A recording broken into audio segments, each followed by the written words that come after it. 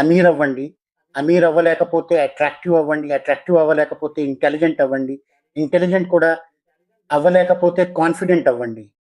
అది లేకపోతే డిసిప్లిన్‌గా ఉండండి. ఎందుకంటే ధనవంతులుగా పుట్టడం, అందంగా ఉండటం మన చేతుల్లో లేదు.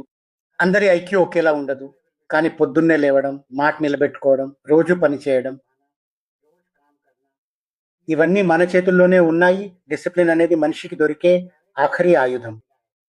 మనిషి ఆ ఆఖరి ఆయుధాన్ని కూడా వాడకపోతే ఇక లైఫ్ మార్చుకోవడానికి వేరే ఆప్షన్ ఉండదు. ఇక డిసిప్లిన్ ఎంచుకుంటారో లేక సాకులా అనేది మీ ఇష్టం. కామెంట్ చేయండి. ఇప్పుడు ఇలాంటి అకేషన్ జరిగినప్పుడు నా మనసులో ఉన్న ఒక మాట షేర్ చేసుకోవాలి ఎప్పటి నుంచో ఉంది నాకు. టైం అనుకోండి, ఎనర్జీ అనుకోండి, ఏమని అనుకోండి, నీకు 1 డే ఉండదు. ప్రతి మనిషికి ఒక రోజు ఉంటుంది. నువ్వు అది దేనికి వాడతావు అనేది నీ ఇష్టం.